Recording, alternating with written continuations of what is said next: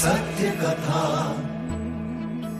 पुरुषार्थ कथा, सुनो सुनो सिद्धार्थ कथा।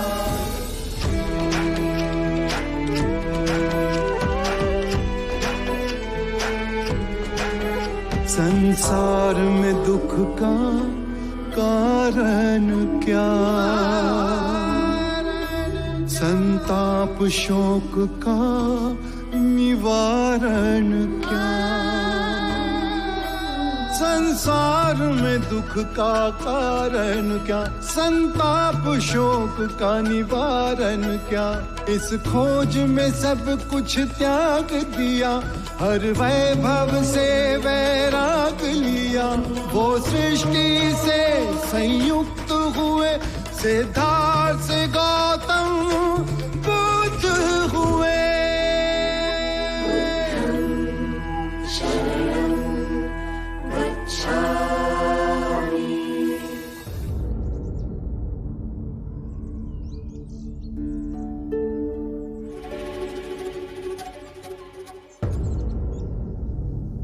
क्या हुआ केदार, तुम सहसा रुक क्यों गए?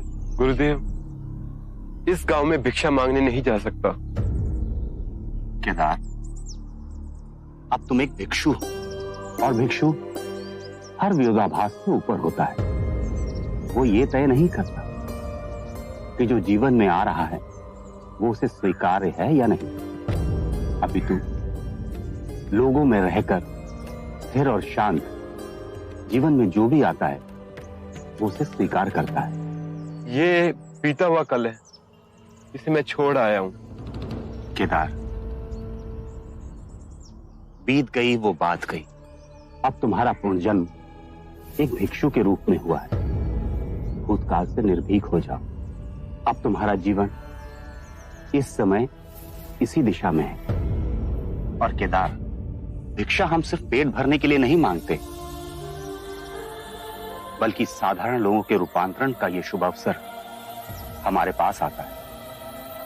आओ। ओम भगवते भिक्षाम देहि।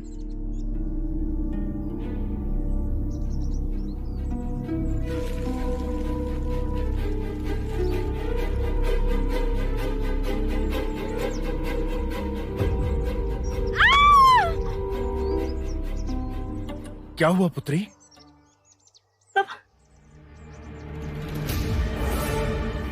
तुम कपटी, निर्लज, तेरा साहस कैसे हुआ केदार? तेरी हिम्मत कैसे हुई इस गांव में आने की? आज मैं तेरे टुकड़े टुकड़े कर दूंगा केदार। ये आप क्या कर रहे हैं? ये एक भिक्षु है। भिक्षु नहीं है ये, मेरी बेटी का फूटा हुआ भाग्य है ये। गत वर्ष इसने मेरी पुत्री से विवाह किया और अब भिक्षु बन गया। भिक्षु बने ये और सारी मुसीबतें सहन करे मेरी पुत्री। इसके माँ बाप ने सारे दोष मेरी पुत्री पर मढ़ दिए और यहाँ मरने छोड़ गए। नाश कर दिया इसने मेरी पुत्री का जीवन। तुझे अगर भिक्षु ही बनना था तो विवाह क्यों किया? जब मैंने विवाह किया मुझे मुक्ति के मार्ग की कोई जानकारी नहीं थी। जीवन के दुखों से मुक्ति पाना चाहता हूँ, शांति चाहता हूँ। फिर मुझे बुद्ध के उपदेश सुनने का सुअवसर मिला और मेरे गुरुदेव ने मुझे भिक्षुक बनाकर दीक्षा दी। तो इसने तेरी बुद्धि भ्रष्ट की या सद्बुद्धि? मैं तेरी बातों में नहीं आने वाला। तू अपने उत्तरदायित्व से भाग खड़ा हुआ भगोड़े, डरपोक। तुझे वो दुखदाई लगने लगी। संसार छोड़ा इसने, सुखों का त्याग किया इसने। मोह, माया, काम, क्रोध, इन सभी का परित्याग किया और फिर भी आपको ये डरपोक लग रहा? और नहीं तो क्या? नहीं, ये साहसी है। संसार में चारों ओर फैले माया जाल को तोड़कर ये मुक्ति की ओर बढ़ा। इसके लिए बहुत शक्ति की आवश्यकता होती है। हर किसी के बस की बात नहीं है ये। आप अपने क्रोध को शांत कीजिए और विचारिए, यदि ये आपकी पुत्री के साथ रहता तो उसे हमेशा दुख ही देता। कम से कम आपकी पुत्री को उन दुखों से तो मुक्ति मिली। ये सब उल्टी सीधी बातें तुमने इसे सिखाई है। नहीं छोड़ूंगा तुम्हें। अरे ये क्या कर रहे हैं? ये मोगलाना है। इनकी वाणी से कितने बड़े भूले भटकों को राह मिली है। कृपा कर आप जाइए यहाँ से। मेरी पुत्री का संसार उजाड़ने वाले, तू भी इस संसार में नहीं रहेगा।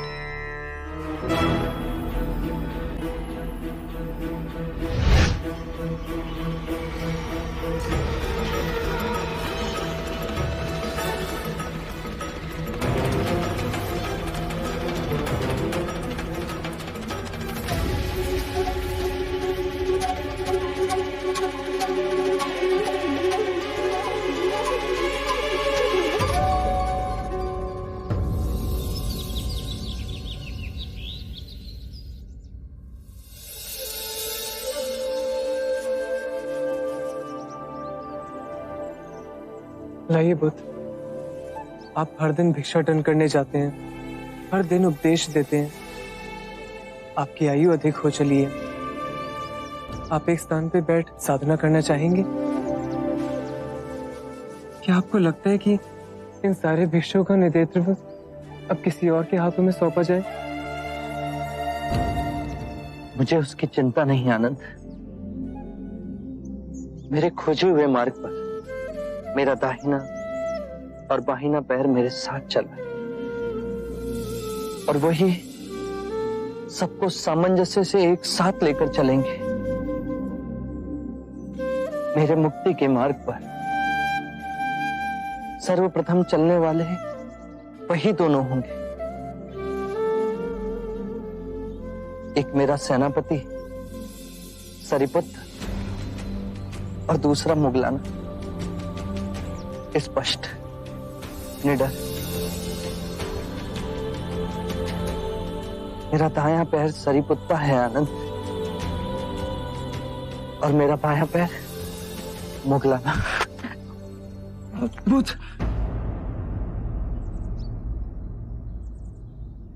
आराम से बुद्ध।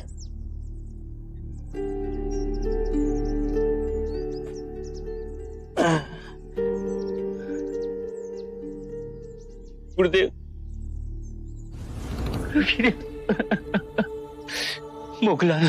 मुगलाना हमारे बीच में नहीं रहे गुरुदेव।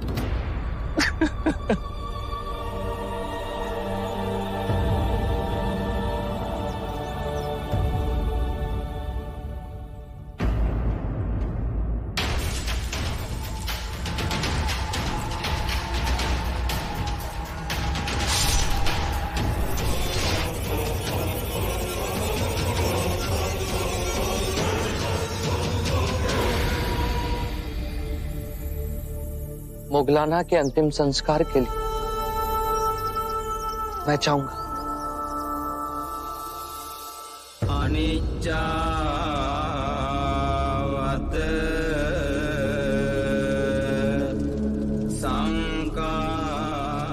मुगलाना ने संघ की बहुत सेवा की, उन्हें अश्रुओं से विदा ना करें। मुगलाना इस ज्वाला के समान निडर थे, साहसी और स्पष्ट वक्ता थे। मुगलाना के जीवन से आप सभी को प्रेरणा मिलेगी। मुगलाना जैसे ज्ञानी कभी नहीं मरते, अपितु एक ऊर्जावान सदैव हमारे साथ रहते हैं। मुगलाना की अस्थियों पर एक स्तूप बनाया जाएगा, जिससे आने वाले काल में भी उनकी स्मृति अमिट रहे।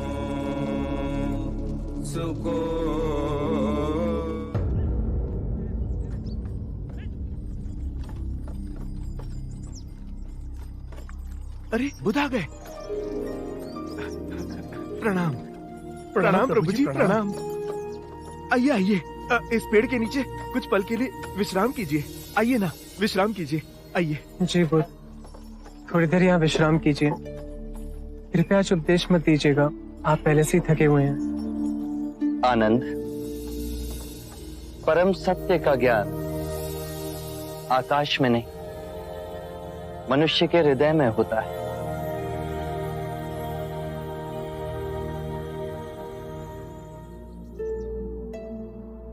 क्या आप सभी पंचशील का पालन करते हैं? हाँ। तो आज हम सब मिलकर एक प्रण लेते हैं कि अपनों से छोटों से हम निर्मलता का व्यवहार रखेंगे। अपनों से जो वृद्ध हैं उनसे दया का भाव रखेंगे। जो प्रयत्नशील हैं उनसे सहानुभूति का भाव रखेंगे। और जो निर्बल है, चाहे वो बुरा ही क्यों ना हो, उससे उदारता का भाव रखेंगे। ध्यान रहे, हमारे जीवन में कभी ना कभी ये सभी दशाएं आती हैं। प्रभु, कभी कभी हम ना चाहते हुए भी नीच व्यवहार और प्रवृत्ति में वापस गिर जाते हैं। यदि ये भाव आपके अंतर में आया और फिर भी आप नीच प्रवृत्तियों में गिरे, तो स्वयं ही संभल जाएंगे। जो हम हैं वो केवल विचारों के कारण ही हैं। यदि हम बुरा सोचेंगे तो हमारे कर्म भी बुरे बनेंगे और दुख हमारे जीवन में छाया की तरह चलेगा। जैसे बैल के पग रखते ही बैलगाड़ी उसी दिशा में घसीटती जाती है।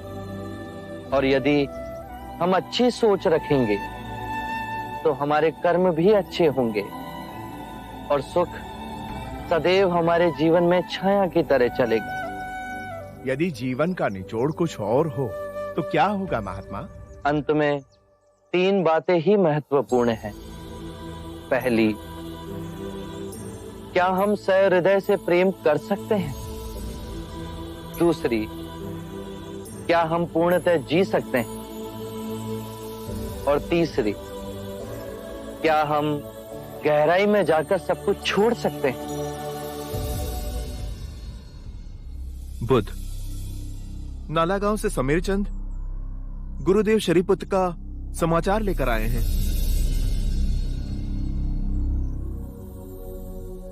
हम सभी के जीवन का लक्ष्य है जीवन के लक्ष्य को ढूंढना, और वो मार्ग मिलते ही उसके लिए पूर्ण हृदय और आत्मा से स्वयं को समर्पित कर देना।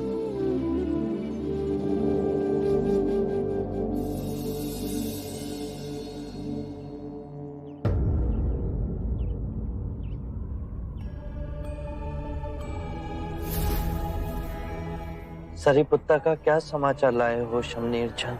गुरुदेव, सरीपुत्र निर्वाण को प्राप्त हो गए। बुद्ध,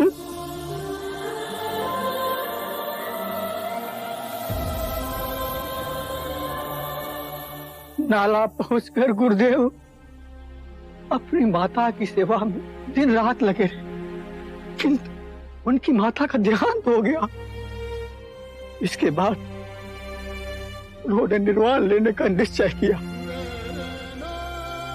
और मुझे बुलाकर कहा कि मेरे निर्वाण लेने के पश्चात मेरे अस्थियों का कलश, मेरा भिक्षा पात्र और मेरा भिक्षु का वस्त्र आपको भेंट कर दिया जाए।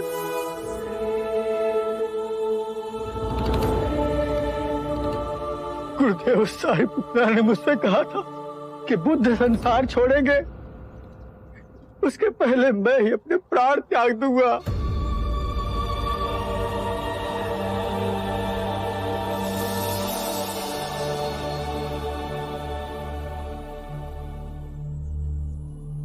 बुद्ध, जब मैंने सरीपुत्र के निर्वाण का समाचार सुना तो इतना गहरा आघात हुआ कि लगा मुझे लकवा मार गया है। मेरे मन में धुआं सा भर गया। इतनी गहन क्षति पहुंची। आनंद, क्या सरीपुत्र अपनी मृत्यु के साथ तुम्हारे नीति वचन, तुम्हारा ज्ञान तुम्हारी समझ, तुम्हारा ध्यान, तुम्हारी स्वतंत्रता सब कुछ ले गए। नहीं बुद्ध, ऐसा नहीं। जब सरिपुत्र जीवित थे तो वो धर्म को पूर्णतः जिए। उन्होंने सब भिक्षुओं को दिशा दिखाई, सिखाया, प्रोत्साहन दिया। अब मोगलाना और सरिपुत्र के जाने के पश्चात पूरा संग सूना हो गया। आप दिखाते नहीं, पर अंतर से कैसे दुखी ना होंगे? तुम भूल गए आनंद। याद है मैंने तुमसे कहा था, जन्म के साथ मृत्यु छाया के समान आती है। जो मिले हैं वो बिछड़ेंगे। सभी धर्म नश्वर हैं, उनसे लगाव मत रखना। जन्म, मृत्यु, अस्त होना, उदय होना, इन सब से तुम्हें ऊपर उठना है। सरिपुत्र एक महान शाखा के समान थे। उन्होंने पूर्ण कर्तव्यनिष्ठ हो संपूर्ण वृक्ष का पोषण किया। वो शाखा उस वृक्ष से अभी भी जुड़ी है। वो वृक्ष भिक्षुओं का संघ, जो परम ज्ञान को साध रहा, छन छन में बांट रहा है। आनंद, अपनी आंखें खोलोगे तो पाओगे सरिपुत्र इन वृक्षों में, चांद में, उन मनुष्यों में जिसे उन्होंने शिक्षा दी है, तथागत में जिस राह वो गए हैं उसके कण कण में जीवांत हैं। ये मत सोचो कि सरिपुत्र हमें छोड़कर चले गए। वो सदैव हमारे साथ हैं।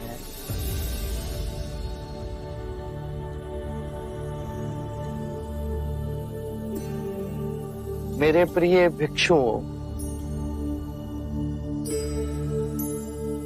सरिपुत्र निर्वाण को प्राप्त हुए। आज मैं तुम सब से कहता हूं, अपो दीपो भवे। अपना दीपक स्वयं बन। स्वयं पर विजय प्राप्त करना असंख्य युद्धों पर विजय प्राप्त करने से कहीं अधिक है। और वो विजय सिर्फ तुम्हारी है। उसे तुमसे कोई नहीं छीन सकता। ना देवता, ना दैत्य, ना स्वर्ग, ना ही नरक।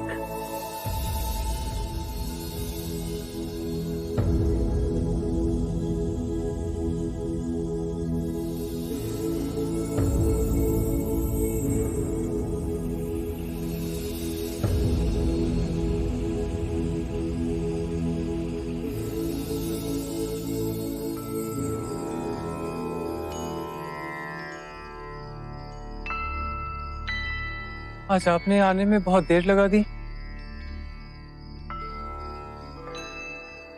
आनंद, आज मैं वन के हर एक वृक्ष से भेंट करके आया हूं।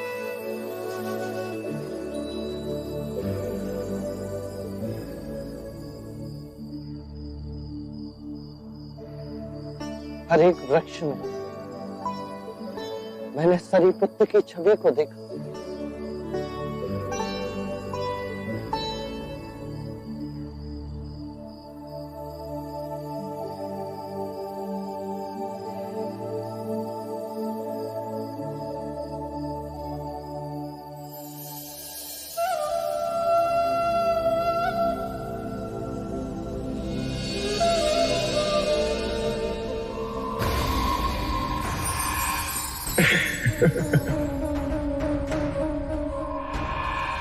तुम्हारा नाम सिद्धार्थ नहीं, प्रश्न होना चाहिए था।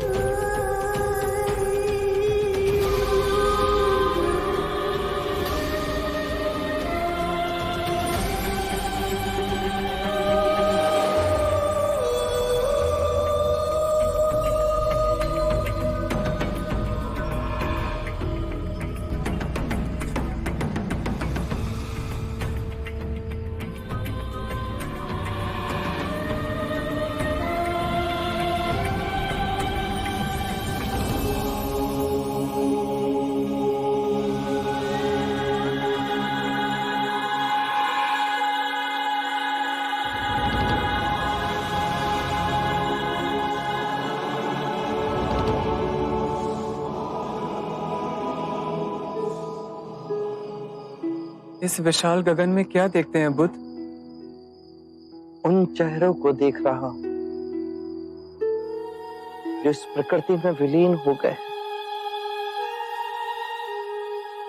समा गए अनंत की गोद में।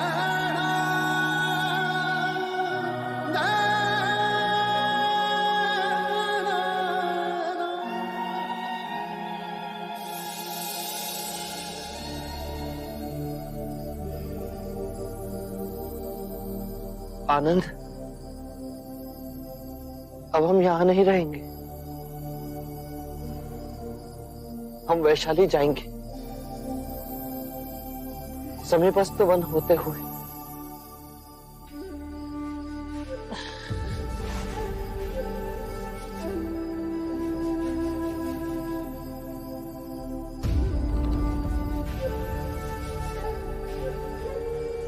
दायां और बायां पैर खोने पे भी आपके समान सामंजस्य से चलने वाला कोई ना होगा बुद्ध।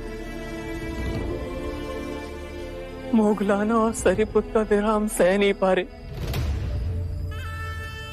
आप पे क्या बीत रही होगी जो हमसे अधिक करुणामयी, कोमल और पवित्र है।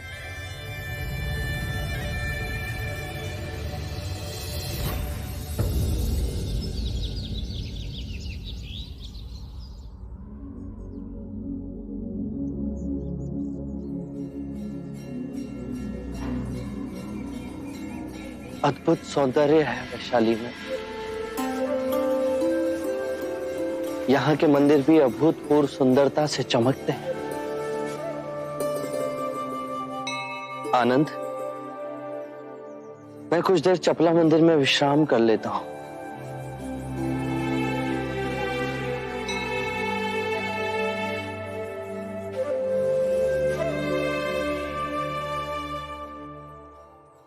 कृपया कुछ देर यहाँ विश्राम कीजिए बुद्ध, मैं भिक्षाटन करके आता हूँ।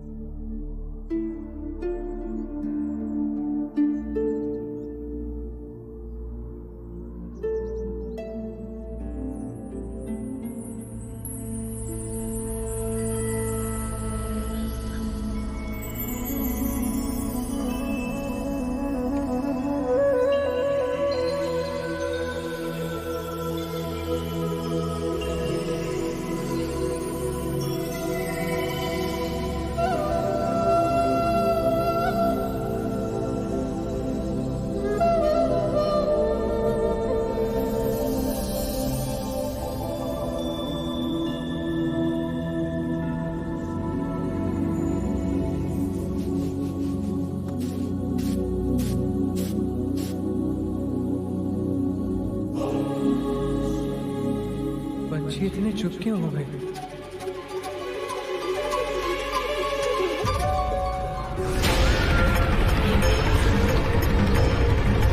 धरती कम, बुद्ध ठीक तो होंगे ना?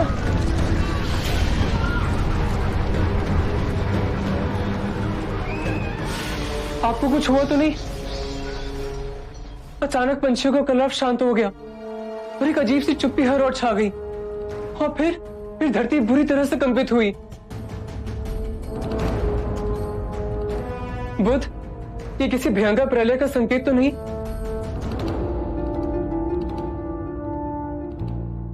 आनंद, मेरे समीप आकर बैठो।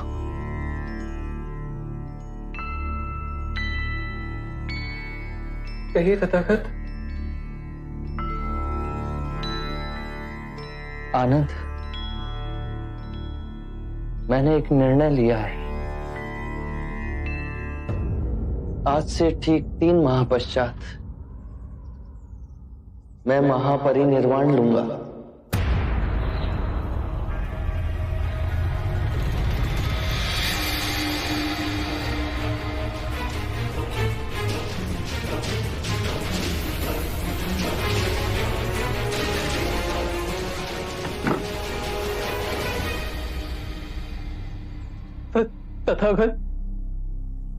तथागत क्या कहा आपने? मैंने अवश्य ठीक से ना सुना। आज से ठीक 3 माह पश्चात मैं महापरिनिर्वाण लूंगा। ऐसा निर्णय क्यों ले रहे हैं? कहीं ये सत्य नहीं है? आप मेरी परीक्षा लेने के लिए कह रहे हैं ना? जो जन्मा है वो अपने बीज के साथ मृत्यु लेकर ही आता है। आनंद में बुद्ध हूं, पर जिस शरीर में हूं वो वृद्ध हो चला है। मैं अपनी यात्रा के अंतिम चरण में हूं। इन 80 वर्षों में मैंने कई ऋतुओं को, कई सूर्यों को, कई चंद्रमाओं को खिलते और लुप्त होते देखा। और फिर तुम्हें भी मेरी सेवा करने में कष्ट होता है। नहीं तथागत, मैंने कभी आपसे शिकायत की? कभी आपकी सेवा करते हुए कोई भी भूल चूक हुई? प्रभु, आप देह कैसे त्याग सकते हैं? आप तो करुणामयी है। आप अपने भिक्षुओं को बीच मैदान में कैसे छोड़ के जा सकते हैं? हम सब पे कृपा कीजिए, हे दयालु, हम सब पे दया कीजिए।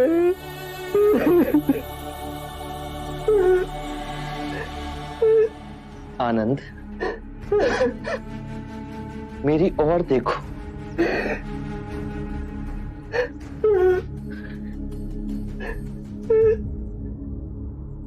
तुम्हें अपने तथागत पर विश्वास है तो फिर यही समझ लो कि जो मेरा निर्णय है वो समय के अनुकूल है। मैं 3 माह पश्चात अपना ये देह त्याग दूंगा। अपने अश्रु पहुंचो आनंद, धैर्य धरो। अभी तुम्हारे ऊपर बहुत बड़ा उत्तरदायित्व है। आनंद, जाओ और जाकर सभी भिक्षुओं को कुठागार धम्म सभा भवन में एकत्रित करो। मैं अपना अंतिम उपदेश वहीं दूंगा। मुझसे नहीं होगा बुद्ध, मैं हार गया, मैं हार गया बुद्ध। जीवन में सबसे बड़ी हार अपनी संभावना से मुख मोड़ना। तुम अभी जानते नहीं कि तुम क्या सह सकते हो। इस पद पे आप हमें छोड़ के चले जाएंगे? आनंद, तुम इस पद पर तब तक नहीं चल सकते जब तक तुम स्वयं वो पथ ना बन जाओ।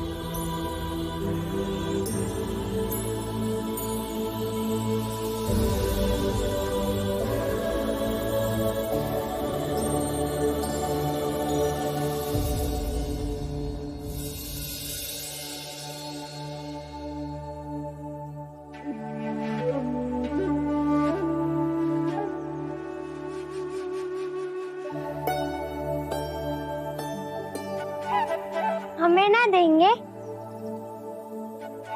अवश्य देंगे।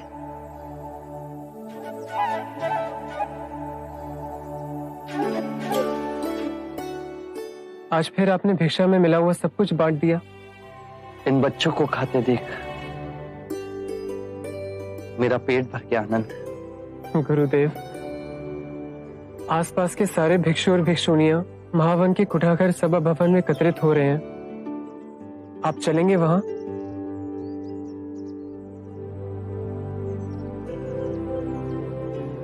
वैशाली कितनी सुंदर है आनंद। मैं इसे अंतिम बार देख रहा हूं। आनंद, जिस प्रकार सर्प अपनी केंचुली छोड़ नया रूप लेता है, उसी प्रकार तुम्हें भी अपने भूतकाल को छोड़ते रहना होगा। आज के उपदेश के पश्चात हम पावा की ओर चलेंगे।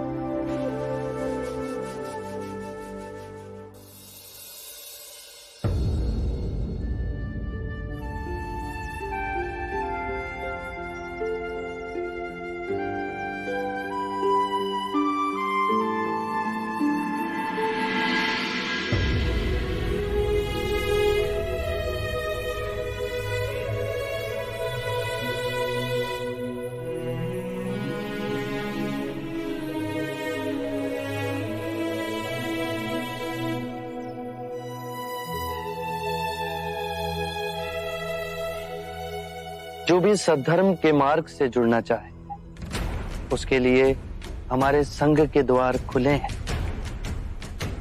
फिर वो चाहे किसी भी वर्ण का ही क्यों ना हो, कोई भेदभाव नहीं होगा।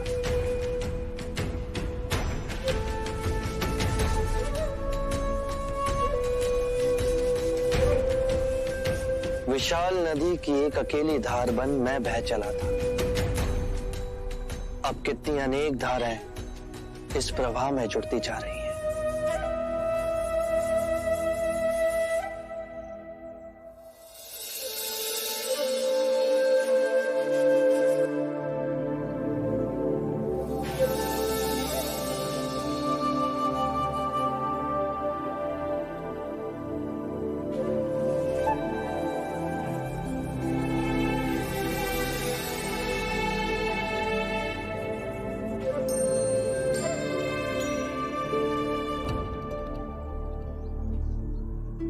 भागिनी, क्या ये सत्य है कि 3 माह पश्चात बुद्ध वहां परिनिर्वाण लेंगे? हाँ, ये तो उनकी कृपा और करुणा है जो अंतिम बार उपदेश देने के लिए यहाँ पर आए हैं। बुद्ध के जाने के बाद हमारा जीवन कैसे बीतेगा, ये सोचकर भी मैं कांप उठती हूँ। आज मैं देख पा रहा हूं कि कैसे एक एक बूंद मिलकर सागर बनता है। 3 सत्य हैं जिन्हें आपको जन जन तक पहुंचाना है। उदार हृदय, दयालु वचन और सेवा में अर्जित जीवन और करुणा, ये 3 ही मंत्र हैं जो मानवता का नव निर्माण करेंगे। हर प्राणी से करुणा रखना, धनी हो या निर्धन, सबके जीवन में पीड़ा होती है। किसी के कम तो किसी के अधिक। मेरे प्रिय भिक्षुओं और भिक्षुनियों, मैंने आज तक जो भी आप सबको सिखाया है उसका ध्यान पूर्वक अध्ययन करना, उसे अनुभव करना, सतत अभ्यास करना, स्वयं जांचना और परखना, उसके बाद ही मानवता में बांटना। परम सत्य का ज्ञान आने वाली पीढ़ियों तक पहुंचे, इसका बीड़ा आज आप सभी ने उठाया है। किसी भी बात पर सहजता से विश्वास मत करना, चाहे वो मेरे ही कहे हुए वचन ही क्यों ना हो, जब तक वो तुम्हारे विवेक और तुम्हारी व्यवहारिक बुद्धि से मेल ना खाएं।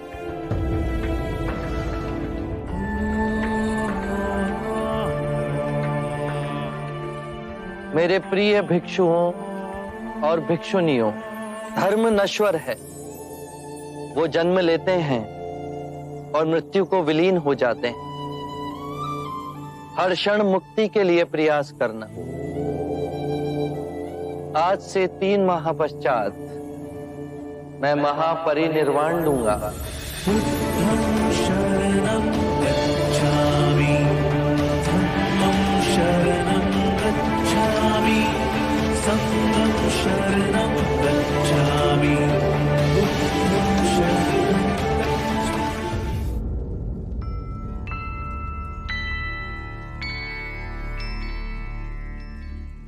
अनिरुद्ध, हम जब भी भिक्षा लेने जाते हैं तो कोई ना कोई अक्षय बुद्ध के विरुद्ध सुनना पड़ता है। बुद्ध तो गजराज की गरिमा से चले, और जिन सब ने उन पे मिट्टी फेंकी है, हाथ तो उनके मैले हुए हैं।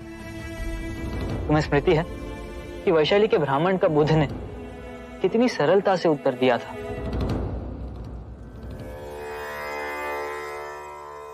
आप विरोधाभास की बात करते हैं। आप पुनर्जन्मों को मानते हैं परंतु आत्मा को नाकारते हैं। यदि आत्मा ही ना होगी तो पुनर्जन्म कैसे होगा? सत्य कहा आपने, किंतु इसमें कोई विरोधाभास नहीं। आत्मा के बिना पुनर्जन्म हो सकता है। कैसे? आपने आम का फल देखा है?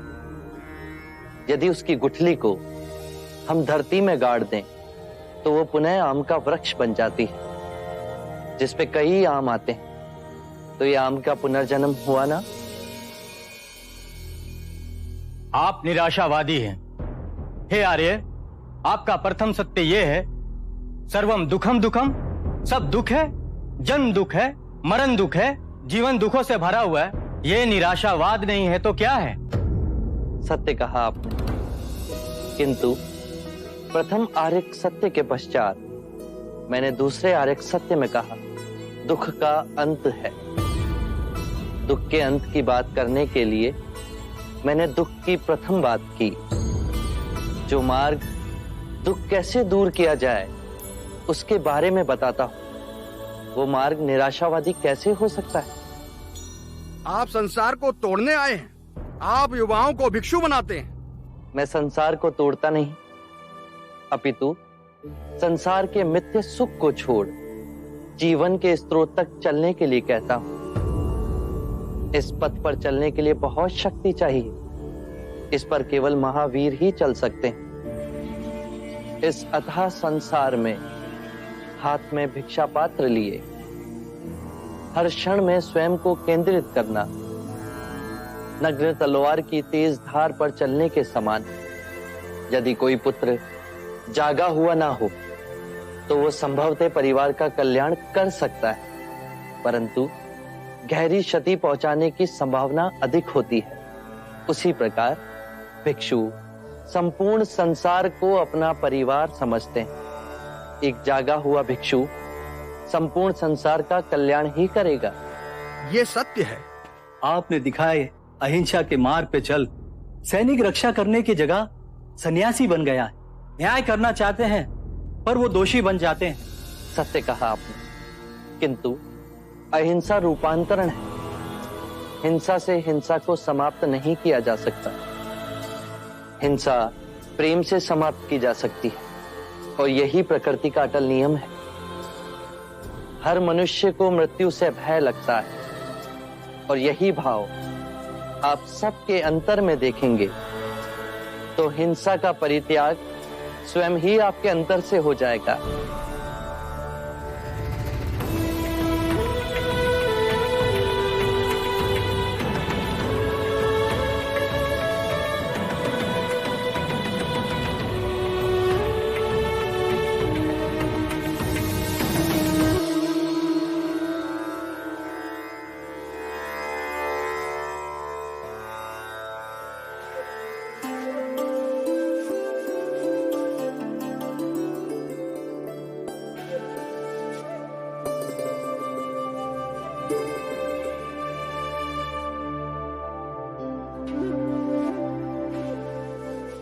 तथागत, आप जानते मुझे इस समय क्या स्मरण हो रहा है?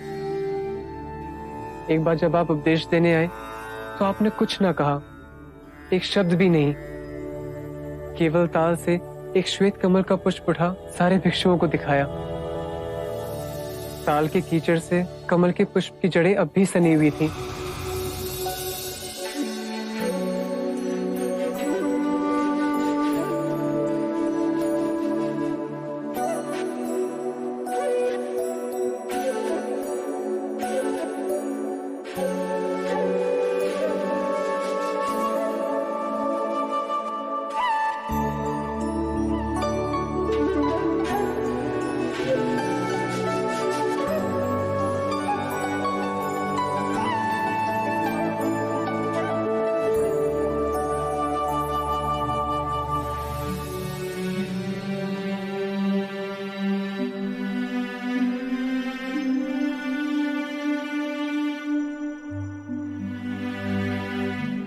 उसे पुष्प सूत्र कहा गया।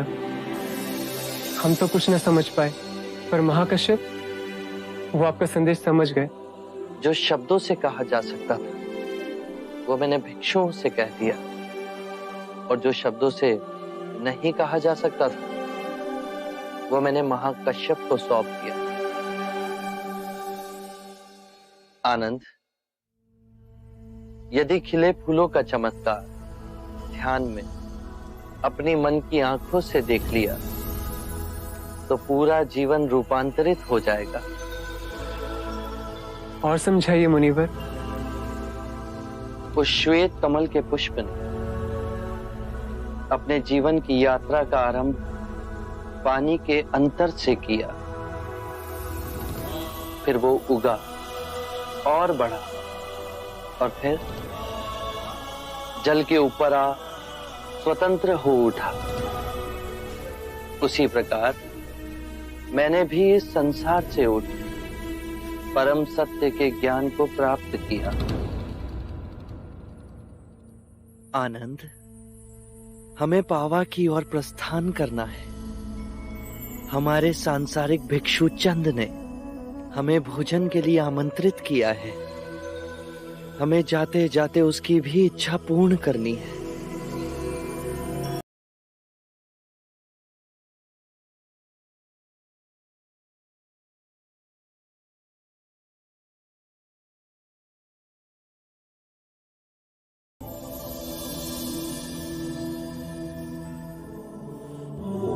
तीन सत्य हैं जिन्हें जन जन तक पहुंचाना है।